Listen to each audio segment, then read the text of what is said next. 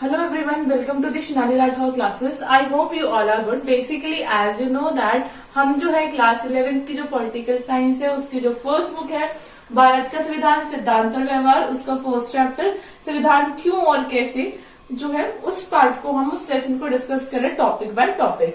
So today topic is राष्ट्रीय आंदोलन की विरासत. तो आज का हमारा टॉपिक है राष्ट्रीय आंदोलन की विरासत. तो कम टू द टॉपिक.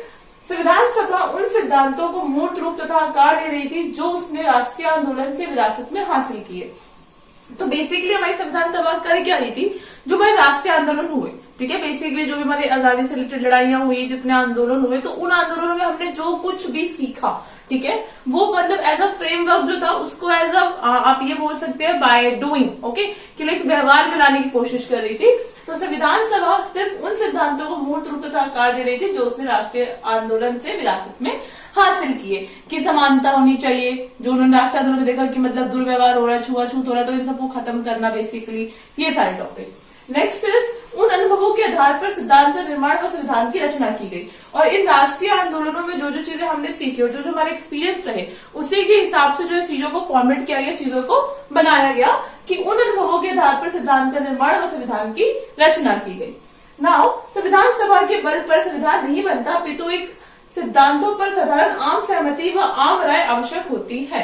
देखा जाए तो चार लोगों से कोई रूल्स नहीं बनते. Basically as you know that अगर मैं यहाँ पे चार लोगों को इकट्ठा कर दूं और कहूं कि तुम रूल फॉर्मेट करो, तो वो रूल नहीं बनेगा जब तक एक टॉपिक के ऊपर उन चारों लोगों की एक आम सहमति ना हो. ठीक है, तो आम सहमति के आधार पर ही कोई सिद्धांत बनता है.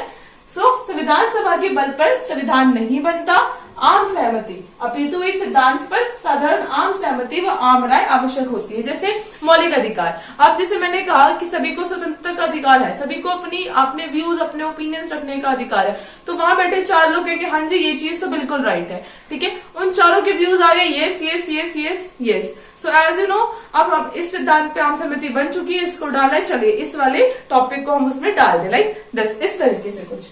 राष्ट्रीय आंदोलन में उन सवालों पर चर्चा हुई थी जो संविधान बनाने के लिए प्रासंगिक थे.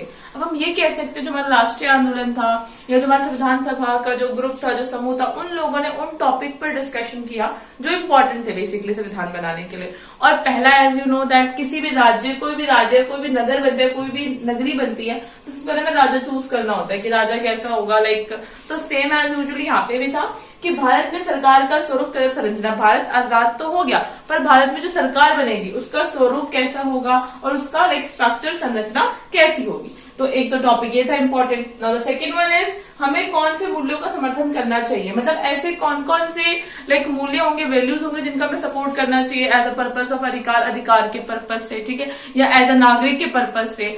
Now the third one is किन असमानताओं को दूर किया जाना चाहिए, कि मतलब पहली चीज क्या है, इक्वालिटी तभी होगी जब अनइक्वालिटी को खत्म किया जाएगा. समानता तभी कायम की जा सकती है जब असमानता हटेगी. तो वो कौन सी असमानता है जो बहुत ज्यादा समाज में लाइक घटित हो रही है, समाज में उनकी जगह हमें नहीं रहनी चाहिए या नहीं रखनी चाहिए. ठीक है, नाउ इन बहसों से उपलब्ध निष्कर्षों से ही आखिरी रूप प्रदान किया गया. अब इन बहसों के बाद मतलब जो भी डिस्कशन हुआ टॉपिक, लाइक ओपिनियंस, डिसओपिनियंस, आर्ग्यूमेंट्स, इन सब के बाद फाइनली जो कंक्लूजन निकला उसको संविधान में डाला गया.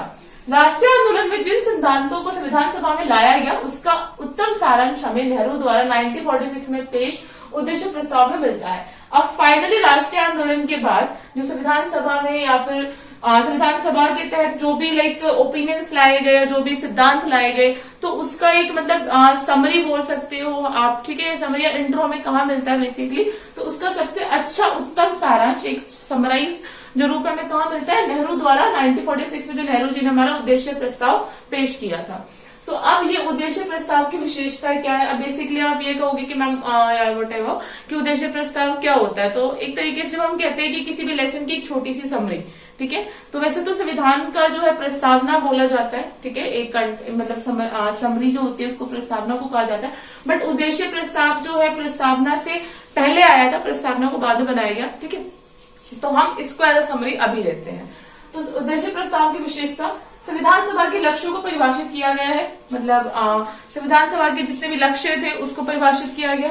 सेकंड, संविधान की तमाम आकांक्षाओं व मूल्यों को सम्मानित किया गया था, मतलब जो भी आकांक्षाएं थी, जो भी वैल्यूज थी उसको लाइक डाला गया, उसको सम्मानित किया गया. एंड इसी प्रस्ताव के आधार पर हमारे संविधान में समानता, स्वतंत्रता, लोकतंत्र, संप्रभुता तथा एक सार्वजनिक पहचान जैसी बुनियादी प्रतिबद्धताओं को संस्थागत स्वरूप दिया गया। तो इसी प्रस्ताव के आधार पर जो मतलब बेसिक चीजें थी, समानता, स्वतंत्रता, न्याय, ठीक है, इन सभी को क्या किया गया, जो बुनियादी बेसिक जो था उन सबको एंटर किया गया, संस्थागत स्वरूप दिया गया, एक फॉर्मल रूप दिया गया। नाउ इसलिए हमारा संविधान सिर्फ नियमों व प्रक्रियाओं की भूल भुलैया नहीं है, अपितु यह एक ऐसी सरकार बनाने की नैतिक प्रतिबद्धता है जो राष्ट्रीय आंदोलन में व्यक्तियों को दिए गए आश्वासनों को पूर्ण करेगी। तो इस बेसिस पे आप ये कहोगे कि इतनी सारी चीजें ये तो मतलब काफी ज्यादा बहुत ज्यादा आप ये वो कॉम्प्लिकेटेड हो गया, कंफ्यूजनिंग हो गया, बट ऐसा नहीं है, ठीक है, कंफ्यूजन नहीं, ये चीजें क्लियर हुई है। एक तरीके से हम ये कह सकते हैं कि संविधान सिर्फ नियमों व प्रक्रियाओं की भूल भुलैया नहीं है, पर ये क्या है, ये ऐसी एक ऐसी सरकार बनाने की कोशिश है, या जो मतलब प्रॉपर चीजों को फंक्शनिंग तरीके से कर पाए। अगर हम आपको स्वतंत्रता बोल रहे, स्वतंत्रता के अंदर के टॉपिक ही ना बताए, तो व्हाट यू नो अबाउट स्वतंत्रता, क्या है स्वतंत्रता आपकी, ठीक है। तो इसलिए जो है एक चीज को काफी अच्छे से डिस्क्राइबिंग वे में दिया गया। तो इस तरीके से हुआ क्या कि राष्ट्रीय आंदोलन में व्यक्तियों को दिए गए आश्वासनों को पूर्ण करेगी, और इस तरीके से जो हमारे पास नियम होंगे, सिद्धांत होंगे, इससे क्या होगा, जो राष्ट्रीय आंदोलन में लोगों ने चीजों को एक्सपीरियंस किया है, ठीक है, और जो उन्होंने फील किया है, जो हमने उनसे वादा किया है कि अब ऐसा नहीं होगा जो पहले हुआ है, तो वो चीज यहाँ पे होगी। तो बेसिकली ये आज का हमारा टॉपिक था, राष्ट्रीय आंदोलन की विरासत। In the side the topic एक छोटा सा सब टॉपिक था, उद्देश्य प्रस्ताव की विशेषता। Take a screenshot, so you just take it and मिलते हैं नेक्स्ट टॉपिक में। या one more thing is this, इस चैप्टर से रिलेटेड जितने भी टॉपिक्स हैं उनके जो भी टॉपिक्स हैं उनके लिंक्स जो है, वीडियो के लिंक्स आई मीन, वो मैं डिस्क्रिप्शन में डाल दूंगी, just go and check out the links. First of all clear the all topic, then you have to clear this topic, okay. So मिलते हैं नेक्स्ट वीडियो में। Till then like this video, so like it, subscribe it and comment it if you have any doubts, any query. Till then bye bye, take care.